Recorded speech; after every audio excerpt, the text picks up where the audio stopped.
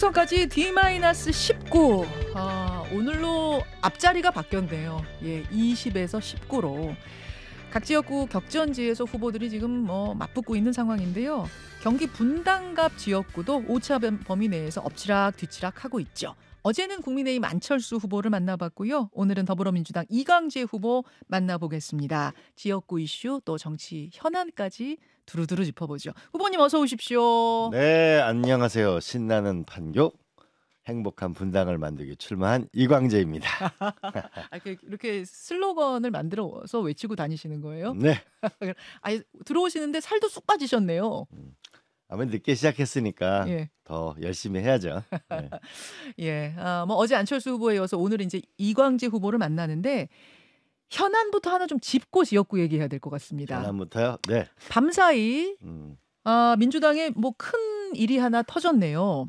서울 강북을 그러니까 공천이 취소된 정봉주 후보 자리에 다시 경선 치르고 박용진 대 조수진 경선 치르고 조수진 변호사가 승리해서 올라왔는데 또다시 사퇴를 하는 일이 이제 벌어졌습니다. 네. 지난밤 12시 40몇 분께 벌어진 일이에요. 일단 이 상황 어떻게 보세요? 일단 조수진 변호사가 선당 후사의 결단을 저는 잘했다고 봅니다. 민주당이 아동이나 여성 그리고 사회적 약자에 대해서는 우리가 확고히 보호하는 입장을 견지해야 된다고 보거든요. 선당 후사 결단을 잘했다고 봅니다. 예. 그 공석에는 그럼 오늘 후보 등록 마감일인데 누구를 넣어야 하나 이 부분이었는데 앞서 저희가 안규백 전략공관위원장과 인터뷰를 했습니다. 이미 방침은 정해진 것 같아요. 박용진, 그러니까 차점자를 올리는 방법이 아니라 전략 공천하는 방법으로 가겠다. 이 방법은 어떻게 보십니까? 저는 경선을 2번 했으니까요. 전략 공천을 지금 경선할 시기가 없으니까 하는 게 맞는데 다만 이번에는 국민 눈높이에 맞춰서 좀 더 민주당이 국민의 설득력을 높은 사람을 빨리 찾아야 되겠죠.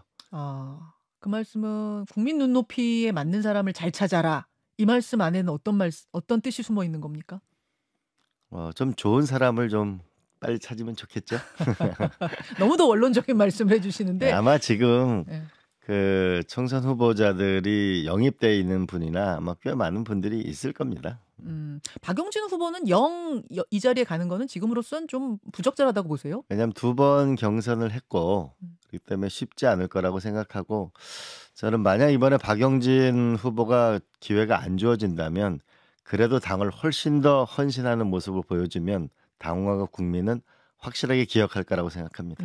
2번 경선했는데 2번 다 안 됐기 때문에 당원의 선택을 못 받았기 때문에 만약 박용진 후보가 이 자리 차점자로서 승계하게 되면 좀 당내 분란이나 이런 게 있을 수 있다고 보시는 건가요? 그렇죠. 그러면 이제 경선을 어쨌든 2번 하는 경우는 아주 예외적인 경우잖아요. 네. 알겠습니다. 네. 알겠습니다.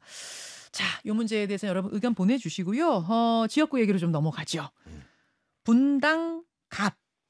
일단 분위기는 어떻습니까? 민심의 분위기.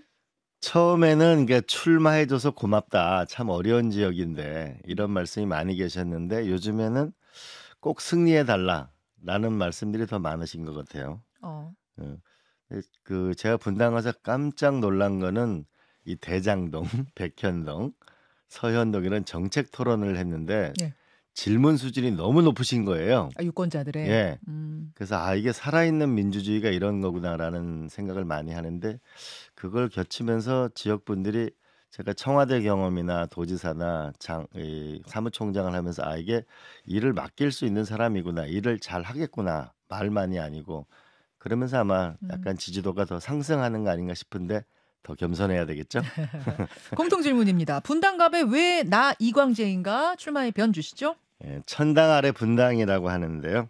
이제 30년 된 도시입니다. 이제 재건축을 통해서 대한민국의 미래를 대표하는 도시로 거듭나야 합니다. 그리고 판교는 대한민국 혁신 경제의 심장으로 더욱 우뚝 전진해야 합니다. 일을 잘할 수 있는 노무현 대통령 때 청와대 국정상황실장, 강원도지사, 그리고 3번의 국회의원, 그리고 동계올림픽을 유치를 위해 전 세계를 다녀본 저 이광재가 일을 더 확실하게 잘할 거라고 생각합니다. 사실 분당갑은 전통적으로는 좀 보수 보수색이 강한 곳이다 이렇게 평가받는 곳 아닌가요? 그렇죠. 네. 그렇죠. 16대 총선부터 지난 재보궐선거까지 총 7번 선거에서 보수 정당이 6번 승리한 곳이더라고요. 그렇습니다. 그렇다면 이제 쉽지 않은 뭐 이광재 후보로서는 험지 도전인데 최근 여론조사 흐름을 보면 대체적인 흐름이 이제 오차범위 내에서 엎치락 뒤치락 맞습니까? 그렇습니다. 예. 제가 조금 더 상승세에 있죠. 네. 예, 예. 어떤 변수들이 작용했다고 보세요? 제가 대장동 토론회를 갔었는데요. 백현우 이 1시간 질의응답 시간이 있습니다. 그 질문이 한 8개, 9개쯤 되는데 그거 보면서 질문 수준이 너무 높은 거예요. 그리고 제가 모르는 법률에 대해서도 그 과정을 겪으면 저도 약간 진땀을 내기도 했는데 이런 시험 과정을 거치는 아주 냉정한 과정이 분당 유권자의 판단 기준인 것 같아요. 근데 가능성을 보는 거는 예. 스스로 진보 보수라고 하시는 분이 한 40%, 중도라고 생각하는 분이 40%예요. 진보 보수 나는 진보요, 나는 보수 합쳐서 40. 예. 보수라고 생각하시는 분이 한 22, 예. 진보라고 생각하는 분이 한 18 정도 되고요. 예, 예. 나머지 분이 42%가 나는 중도다. 그 얘기는 스스로 중도다 하시는 분들은 대부분 스윙 보터거든요. 그렇습니다. 예. 그러다 보니까 결국은 이 많은 샐러리맨들은 아침에 제가 보니까 출퇴근 시간 배차 간격 때문에 굉장히 교통 문제 때문에 너무 힘들어요. 그러니까 판교 분당까지는 계획 도시였다가 용인 화성이 계속 늘어나는데 그게 분당을 지나가니까 아주 힘들어 하시더라고요. 그래서 그분들의 말씀은 결국 교통 문제를 누가 해결하느냐. 그다음에 이 재건축 문제를 누가 잘 해결할 건가? 과연 이 판교에 있는 7만 5천 명 중에 2만 명만 거기에 살고 5만 5천 명은 정말 장거리 출퇴근을 하거든요. 예, 예. 이래서 누가 문제 해결의 능력이 있는가? 이게 판단 기준 같아요. 그래요. 예. 알겠습니다. 조금 전에 진보 보수 합쳐서 40, 중도가 40 같다라는 건 느낌이 그러시다는 거죠? 아니요. 여론조사 해보면 그렇습니다. 여론조사 지표가 혹시 있습니까? 예, 예. 어떤 지표인지는 밖에서 좀 찾아주세요. 이걸 또 말 안 하면 큰일이 나가지고요. 그런가요? 예, 예. 찾아주시고요. 예. 어제 분당갑 지역구의 상대인 안철수 후보와 저희가 인터뷰를 했는데 그 예전에 이광재 후보께서 안철수 후보에 대해 이렇게 평가하신 적이 있더라고요. 내가 옛날에 서울시장 후보로 안철수 후보를 권하기도 했던 사람인데 점점 보니까 실망을 넘어 절망이다. 이런 말씀하셨던 것이 있어서 제가 안 후보님한테 그 질문을 드렸어요. 이 후보님이 이렇게 평가하시더라. 그랬더니 안 후보님이 어제 뭐라고 하시냐면 그거 내가 할 소리다. 이광재 후보 오히려 이광재 후보야말로 실망을 넘어 절망으로 가고 있다. 특히 지난번 대선 때 드루킹 댓글 조작을 통해서 안철수 후보한테 모욕을 주지 않았는가. 그 부분이 굉장히 가슴에 상처로 남아있다 말씀하시던데 어떻게 답하시겠습니까? 무슨 말씀이신지 모르겠는데 제가 드루킹 댓글 조작하고 무슨 상관이 있는지 모르겠는데요.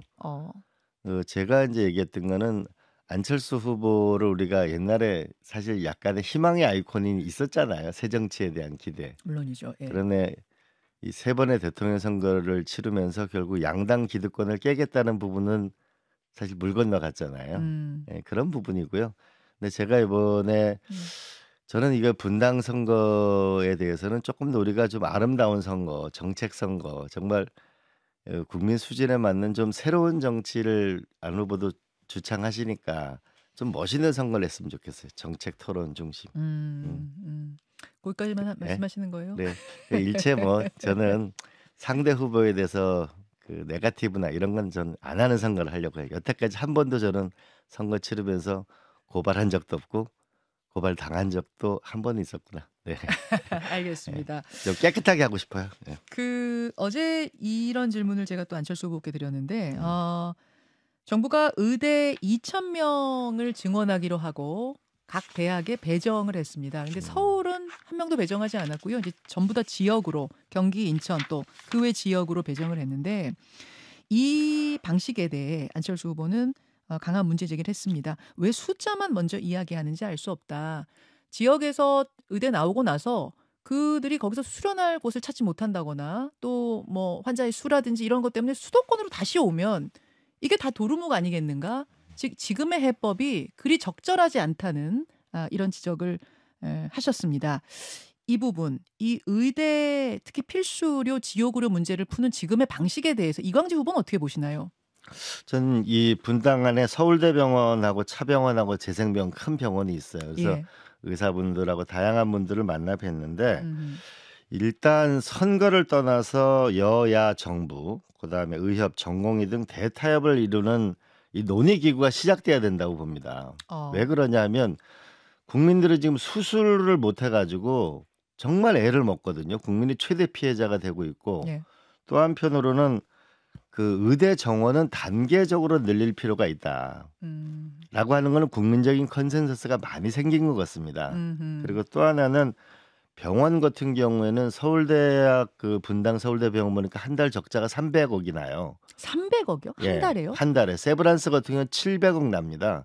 그러다 어. 보니까 무급 휴가를 이제 주기 시작하니까 예 예. 점점 더 지금 병원이 망가지고 있고 그러다 보니까 정말 이 환자들은 병원을 갈 방법이 없는 거죠. 그러니까 사실 선거도 중요하지만은 우리가 필수리다 공공의료를 해야 되는 건 맞잖아요. 예. 그다음에 의대 정원을 늘려야 하는 것도 맞거든요. 음. 그런데 이렇게 너무 일방적으로 하고 박민수 차관 같은 사람 의사들을 의세라고 얘기해 가지고 이 대화의 분위기를 근본적으로 무너뜨리는 이런 것을 난 좀 이번에 경질을 하든 뭔가 단호한 조치를 해서 어. 빨리 대화를 시작해야 된다고 봅니다.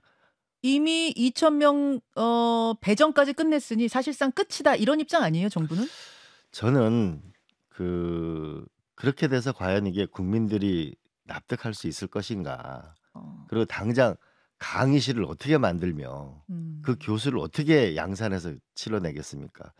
이 빨리 이 국민의 의료 피해를 줄이고 대타협 논의 기구를 만들어야 한다 음. 봅니다. 그리고 의사분들도 단계적 정원 부분은 나는 어느 정도 국민적으로 컨센서스는 형성됐다고 봅니다. 음. 이제 한 발자씩 물러나야 할 때지 정부가 이렇게 너무 밀어붙이기식은 음. 바람직하지 않다. 그러나 분명한 것은 의대 정원은 증원돼야 된다는 건 또한 현실이라고 봐야 되겠죠. 알겠습니다. 이 부분에 대해서는 안철수 후보하고 좀 두 분 후보가 비슷한 생각을 가지고 계시는 것 같은데요. 경기 분당갑 민주당 이광재 후보 만나고 있습니다.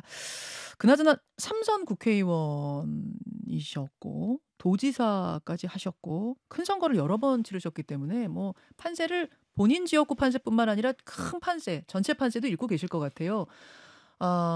경기 판세, 나아가 수도권 판세, 전국 판세 어떻게 보십니까?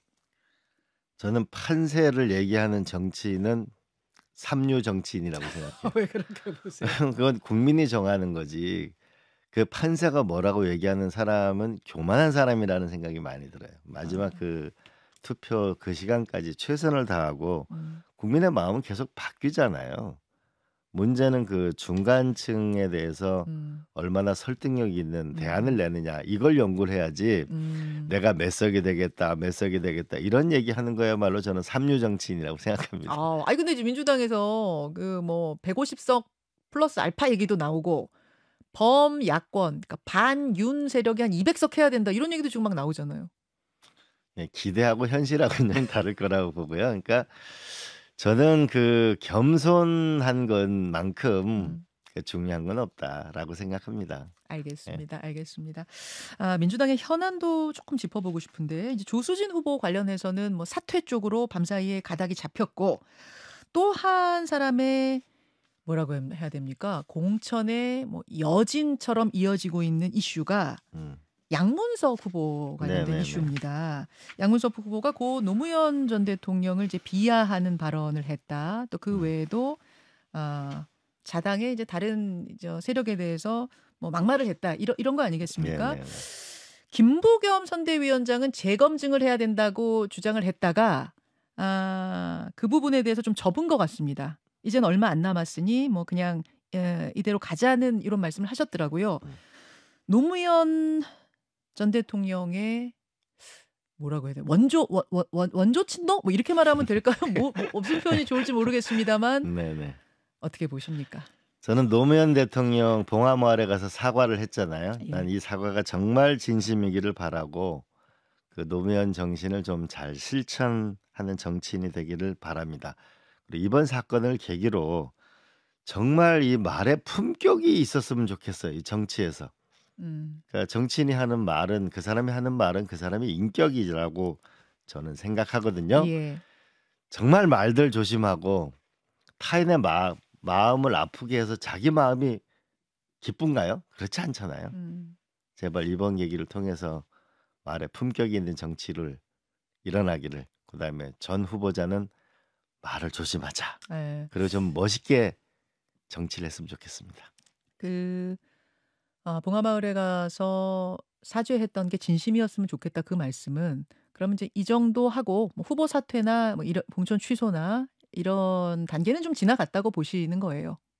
그렇죠. 저는 그 김부겸 저는 지금은 총 선대위원장. 19일 남았잖아요. 네. 지금은 빨리 뭐냐면 음. 총선 체제로 전환되는 게 맞겠다. 너무 이제 민주당도 민생 경제 우리가 현 정부를 비판하는 만큼 그건 우리한테 돌아오는 거거든요. 민생 경제에서 파값에 논란이 되고 있다면 우리는 민주당은 어떤 민생 경제 정책이 있는지 외교 안보에서는 어떻게 안정감 있는 음음. 정책이 있는지 이런 부분에 대해서 우리가 좀 더 수권 정당의 모습을 보이는 게 좋지 않을까 싶습니다. 알겠습니다.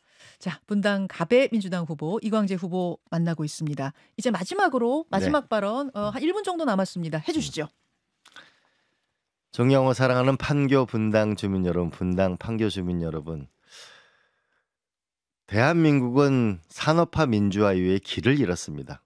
우리 산업화의 성과는 경제 성장은 점점 떨어지고 있습니다. 우리 판교에서 대한민국 경제 성장을 혁신을 함께 만들어 가시죠. 그리고 분당 주민은 재건축을 통해서 대한민국을 대표하는 미래 도시를 만들어서 행복하게 살았으면 좋겠습니다. 노무현 대통령을 모시고 청와대 국정상황실장, 강원도지사, 국회의원 3번을 한 이광재가 정말 멋지게 여러분과 함께 웃고 울고 도전하고 성공하고 싶습니다. 더 낮은 자세로 더 열심히 겸손하게 일하겠습니다. 저에게 일할 기회를 주십시오. 더욱 열심히 하겠습니다. 고맙습니다. 고맙습니다. 예. 민주당 이광재 후보 만나봤습니다. 고맙습니다. 네, 감사합니다.